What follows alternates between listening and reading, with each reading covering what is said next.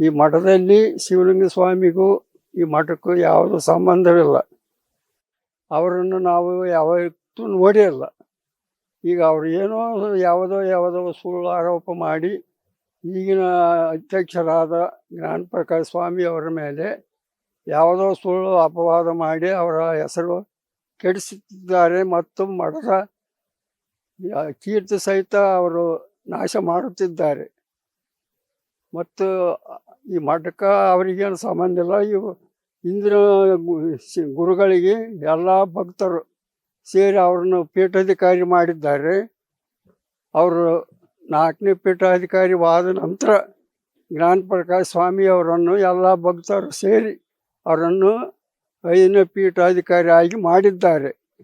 ಇದು ಸತ್ಯವಾದ ಮಾತು. ತಾವು ಬೇಕಾದರೂ ಮಠಕ್ಕೆ ಬಂದು ಪರಿಗಣಿಸಬೇಕು. ಅದು ಸುಳ್ಳು ಅವ್ರು ಹೇಳಿದ್ದು. ತಾವು ಬಂದು ಮಠದಲ್ಲಿ ಎಲ್ಲ ಪೀಠಾಧಿಕಾರಿಗಳ ಅವರ ಫೋಟೋಗಳಿವೆ, ಅವರ ಸಮಾಧಿಗಳಿವೆ. ಅದನ್ನೆಲ್ಲ ತಾವು ಸಮೀಕ್ಷೆ ಮಾಡಿ ನೋಡಬಹುದು. ಆ ಮಠಕ್ಕೆ ಅವರಿಗೇನು ಸಂಬಂಧ ಇರೋದಿಲ್ಲ. ನರಸಪ್ಪ, ನಾನು ಕೋರಳ ಗ್ರಾಮದ ನಿವಾಸಿ. ನನಗೆ 85 ವರ್ಷ. ಆದರೆ ಶಿವಲಿಂಗ ಮೊದಲ 5 ತಲೆಮಾರುಗಳಿಂದ ಬಂದಂಥ ಮಠ. ಗುರುಲಿಂಗ ಸ್ವಾಮಿಗಳು ಆದಮೇಲೆ ಶಿವಲಿಂಗ ಸ್ವಾಮಿಗಳು, ಶಿವಸ್ವಾಮಿ, ಮಹಾದೇವ ಸ್ವಾಮಿಗಳು, ಆಮೇಲೆ ನಂಜುಂಡ ಸ್ವಾಮಿಗಳು, ಆಮೇಲೆ ಜ್ಞಾನ ಪ್ರಕಾಶ್ ಸ್ವಾಮಿಗಳು. ಈಗ ಸದ್ಯಕ್ಕಿದ್ದವ್ರು ಅವರೇ.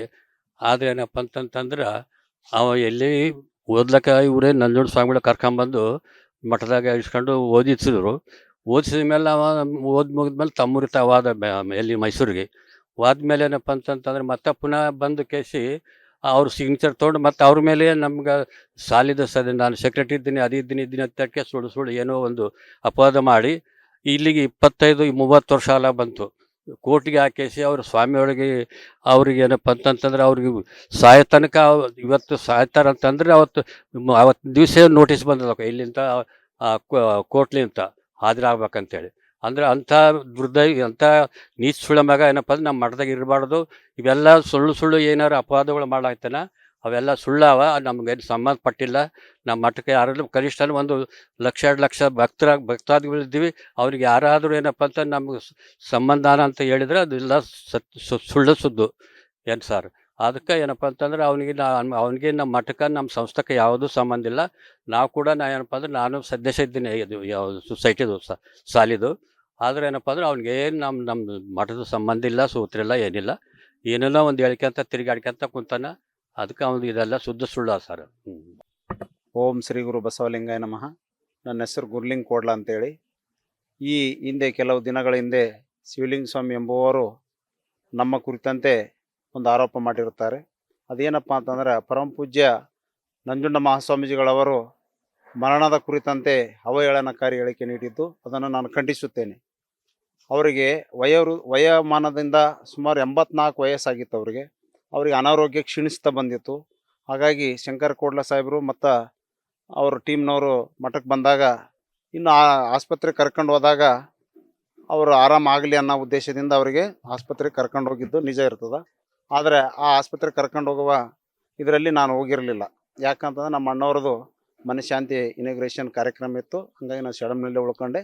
ಅವ್ರು ಕರ್ಕೊಂಡು ಹೋದರು. ಕೋಡ್ಲ ಸಾಹೇಬರು ಮತ್ತು ಗುರುಲಿಂಗ ಕರ್ಕೊಂಡು ಹೋದರು ಅಂಥೇಳಿ ಒಂದು ಸುಳ್ಳು ಆರೋಪಗಳು ಮಾಡಿದ್ದಾರೆ. ಅನುಮಾನಾಸ್ಪದ ಸಾವು ಅಂತೇಳಿ. ಇದು ಸತ್ಯಕ್ಕೆ ದೂರವಾದಂಥ ಮಾತಾಗಿದೆ. ಈಗಾಗಲೇ ಸಂಸ್ಥೆಯ ಹಾಗೂ ಮಠದ ಕೆಲವು ನ್ಯಾಯಾಲಯಗಳ ಆದೇಶಗಳನ್ನು ಕೂಡ ನೋಡಿಕೊಂಡು ಹೋಗ್ತಾ ಇದ್ದೇನೆ. ಯಾವುದೇ ಆದೇಶಗಳಲ್ಲೂ ಕೂಡ ಅವರಿಗೆ ಅಧ್ಯಕ್ಷ ಅಂತೇಳಿ ತೀರ್ಪುಗಳು ನೀಡಿರುವುದಿಲ್ಲ. ಹಾಗೂ ಅದೇ ರೀತಿಯಾಗಿ ಮಠದಲ್ಲಿ ಕೂಡ ಉತ್ತರಾಧಿಕಾರಿ ಇದ್ದೀನಿ ಅಂತೇಳಿ ತಪ್ಪು ಮಾಹಿತಿ ನೀಡುತ್ತಾ ಜನರಿಗೆ ದಿಕ್ಕು ತಪ್ಪಿಸ್ತಕ್ಕಂಥ ಕೆಲಸ ಮಾಡ್ತಾ ಇದ್ದಾರೆ. ಇದೆಲ್ಲ ನಮಗೆ ಹೆಂಗೆ ಗೊತ್ತಂದ್ರೆ ನಾನು ಮೂಲ ಕೋಡ್ಲ ನಿವಾಸಿಯ ಭಕ್ತ ಕೂಡ. ನಾನು ಹುಟ್ಟಿನಿಂದನೂ ಅಲ್ಲೇ ಶಿಕ್ಷಣ ಪಡೆದುಕೊಂಡು ಅದೇ ಮಠದಲ್ಲಿ ಅಭ್ಯಾಸ ಮಾಡಿ ಅದೇ ಮಠದ ಸಂಸ್ಥೆಯಲ್ಲಿ ಕೂಡ ನಾನು ಕೆಲಸ ಮಾಡ್ತಾ ಇದ್ದೀನಿ ಅಂತಕ್ಕಂಥದ್ದೊಂದನ್ನು ತಮ್ಮ ಮುಖಾಂತರ ಬಿತ್ತರಿಸ್ತಾ ಇದ್ದೀನಿ. ಇಲ್ಲ ಸರ್, ಯಾವ ಆದೇಶನೂ ಇಲ್ಲ. ಅವರಿಗೆ ನಾನು ಈಗ ಸುಮಾರು 43-44 ವಯಸ್ಸು. ಅಲ್ಲಿಂದ ನಾವು ಹುಟ್ಟಿದಾಗಿನಿಂದ ಕೂಡ ಅವರು ಮಠಕ್ಕೆ ಅವ್ರಿಗೆ ಯಾವ ಸಂಬಂಧನೂ ಇಲ್ಲ. ಮಠಕ್ಕೆ ಬರ್ತಿದ್ರು ಹೋಗ್ತಿದ್ರು ಅಷ್ಟೇ. ಭಕ್ತರು ಸಿಕ್ತು, ಸಾವಿರಾರು ಮಂದಿ ಭಕ್ತರು ಬರ್ತಿದ್ರು ಹೋಗ್ತಿದ್ರು, ನಮಸ್ಕಾರ ಮಾಡ್ತಿದ್ರು ಅಷ್ಟೇ. ಈಗ ಇತ್ತೀಚೆಗೆ ಸ್ವಾಮೀಜಿಗಳು ಇರುವಾಗಲೇ ವಿಲ್ ಬರೆಸಿ ನಮ್ಮ ಮುಖಾಂತರನೇ ವಿಲ್ ಓದಿಸಿದ್ದಾರೆ. ನಾನೇ ಅದು ವಿಲ್ ಓದಿರೋದು.